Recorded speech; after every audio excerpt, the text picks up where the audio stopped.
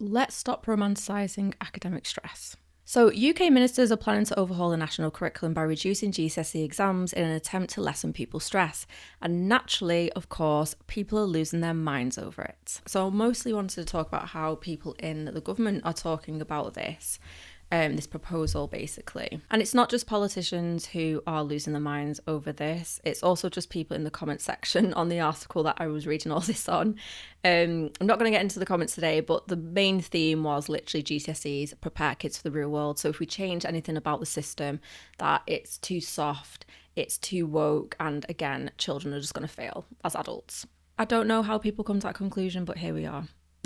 So we have Neil O'Brien, the Shadow Education Minister, who has claimed that the review moving from exams towards coursework would create more dumbing down on the way from Labour. Then we also have Nick Timothy, a Conservative MP, who said the review would mean weaker standards, fewer tests, and woke identity nonsense. I think people shouldn't be using the word woke if they don't actually know what it means. So I think Nick needs to kind of review his understanding of what woke means. I just can't for the life of me cope with anyone who uses the word woke when they're against helping other people out. It just doesn't make any sense to me. So this review has also prompted warnings that children will leave school less prepared for the real world. I just wanted to touch up on the language being used by grown adults in politics, in the government, when they are talking about the well-being of children and exam stress. Because apparently, if we don't make teenagers stressed out of their minds at the ages of 15 or 16, we're dumbing them down and failing to prepare them for the real world. Because, nothing says ready for adult life like spending almost 2 years mesmerising facts you'll probably never use in your life just to regurgitate them under pressure in a silent hall for almost 2 hours. And here's the thing, this whole GCSEs prepare you for the real world is completely flawed. Why? Because a lot of children go into more education, such as college. So that's another 2-3 years in the classroom. College is not the real world, it's just more of the education system. And the thing that I don't get is if the current school system and the GCSE system and the exam system is good enough, why are kids struggling and failing if that? Why is it set up in a way that children don't cope in it? Honestly, the grown adults talking about children's well-being and their exams that we are telling them prepares them for the real world, and we're talking about it in a way that is going to tell them that if you need different ways to cope in exams, you're going to fail. You're not going to be prepared for the real world. Doesn't make any sense. I just can't. And again, I know I'm on YouTube here yapping away and I don't work in politics and I don't work in the government, but my gosh, some adults need to learn how to talk about children's wellbeing a lot better. So I need it properly explained how GCSEs are really actually preparing kids for the real world, when all most of them are doing are going into another form of structured learning. It just doesn't make any sense. If you're focusing a couple of years on preparing for these exams that, takes a couple of hours for you to do, am I missing something? Is it what is happening in all of that is actually preparing you for the real world?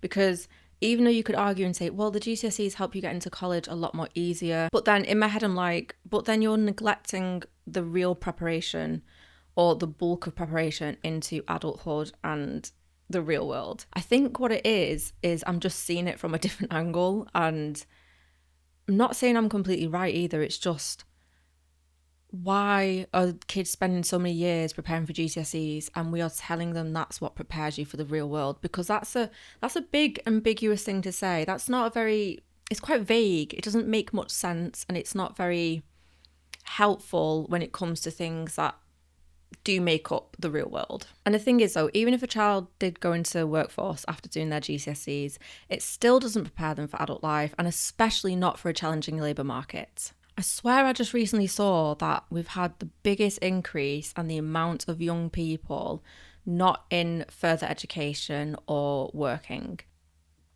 I don't know. I'm sure a huge majority of them took their GCSEs. I'm sure they did. Why are they all out of work? Like, I know a lot of reasons why they are, but we can't keep saying that GCSEs do prepare you for the real world, and especially in the way that the system's currently handing them out. And yet we have a lot of young people not in further education or working. The two don't make any sense. The maths is not mathing there. Do GCSEs prepare you for applying to about 50 jobs and getting no replies? No, it does not. Do GCSEs help you to deal with workplace discrimination? Because that is rife. That is rife in adulthood and in the real world. So does it prepare you for that? I don't think so. Do GCSEs help you to navigate chronic illness, financial instability, or becoming a carer, and especially at a young age when you least expect it? Absolutely not. And I can definitely tell you firsthand how it really doesn't with the latter. And I mean chronic illness, not becoming a carer, because I haven't become a carer. I've just unfortunately got a horrible chronic illness. We also just need to be realistic that in the last 100 odd years of the mainstream traditional schooling, that it's not been keeping up with a rapidly changing society, and especially with the modern working world. 65% of preschool kids will be going into jobs that don't yet exist.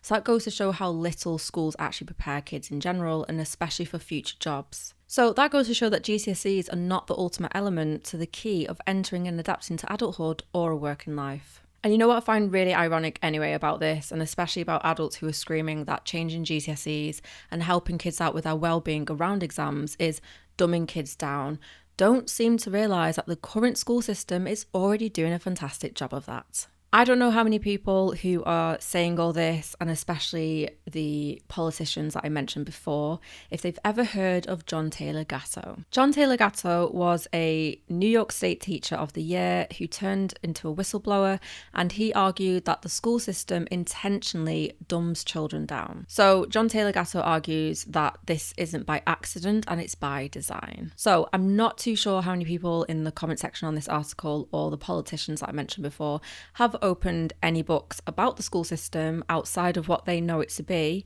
but John Taylor Gatto's book, Dumbing Us Down, is a very good read. No matter what stance you're on with the school system, I just think it's worth a read. So John Taylor Gatto says that the school system by design is causing children to become passive receivers of information, limits their critical thinking, and conditions them to be obedient workers. So the idea of making GCSEs slightly less soul-crushing will make kids weaker baffles me. I don't really understand, again, in the context of making it better for future generations, to make it less stressful.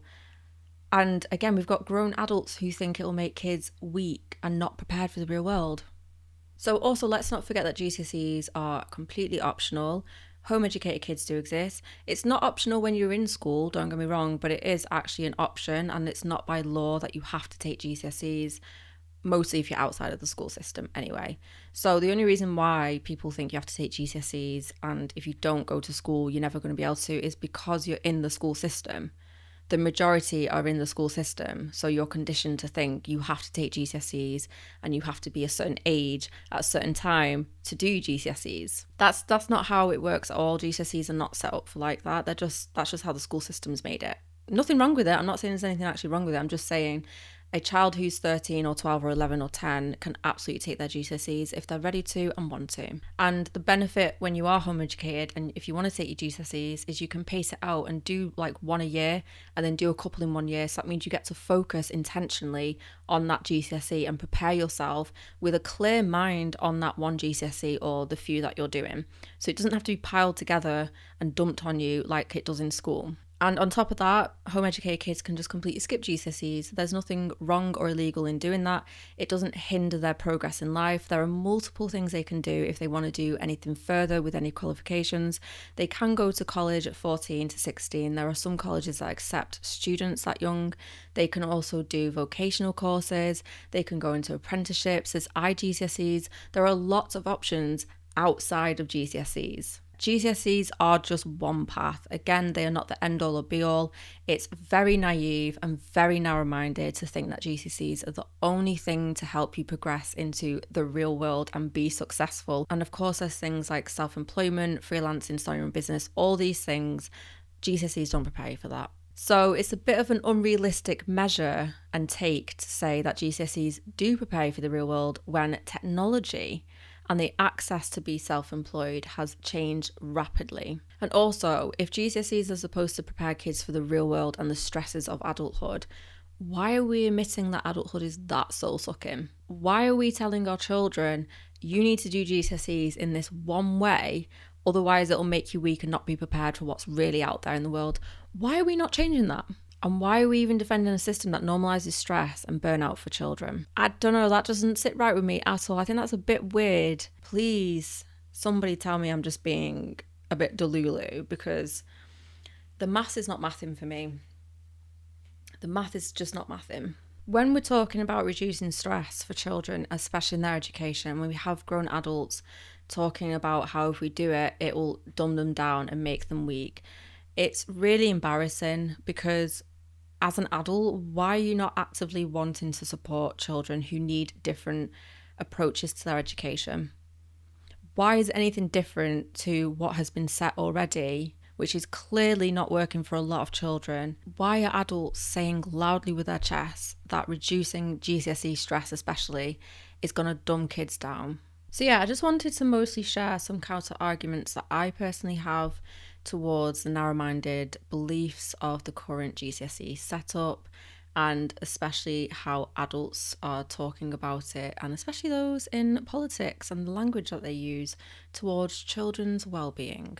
Because I don't know, I just feel like instead of clinging on to an outdated system that's clearly failed us, we should instead be building one that nurtures the next generation, one that teaches them how to think, and not one that teaches them how to test and be schooled. So I'd love to hear your thoughts and opinions, so please don't forget to drop a comment down below and keep this conversation going. Please keep it respectful as well. And if you did enjoy today's video, please don't forget to give it a like. And also please don't forget to subscribe to my channel if you haven't already, so you don't miss out any more content like this from me.